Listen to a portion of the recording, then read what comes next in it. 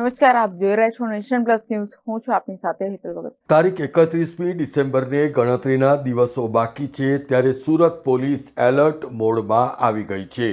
શહેરમાં નવા વર્ષની ઉજવણીને ધ્યાનમાં લઈને સુરતની એસઓજી પોલીસની ટીમ દ્વારા ચેકિંગ અભિયાન શરૂ કરાયું છે.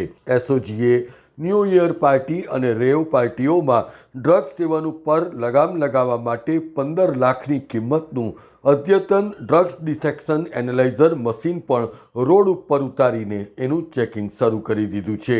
આ મશીન માત્ર 60 સેકન્ડમાં કોઈપણ વ્યક્તિએ ડ્રગ્સનું સેવન કર્યું છે કે નહીં એની જાણકારી આપી શકશે. ત્યારે આ મશીન એ ડ્રગ્સ પાર્ટી અને નશાની પ્રવૃત્તિઓને રોકવા માટે મહત્વનું સાબિત થશે.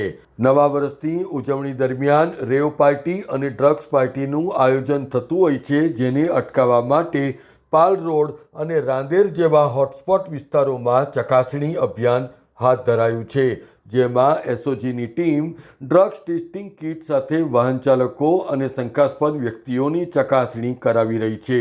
એસઓજી પીઆઈના જણાવ્યા અનુસાર ડ્રગ્સ અને રેવ પાર્ટીઓ ઉપર માનવ સર્વેલન્સ, ડ્રોન અને ડ્રગ્સ ડિટેક્શન એનાલાઇઝર મશીનના ઉપયોગથી ખાસ અભિયાન છેડાયું છે.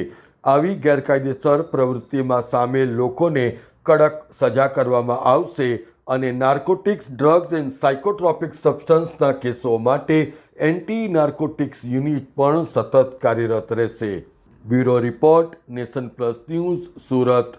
સમાચારોના સતત અપડેટ મેળવવા માટે અમારી નેશન પ્લસ ન્યૂઝની યુટ્યુબ ચેનલને સબસ્ક્રાઇબ કરો, બેલ આઇકન દબાવો અને જોડાયેલા રહો ફેસબુક, ઇન્સ્ટાગ્રામ અને ટ્વિટર પર.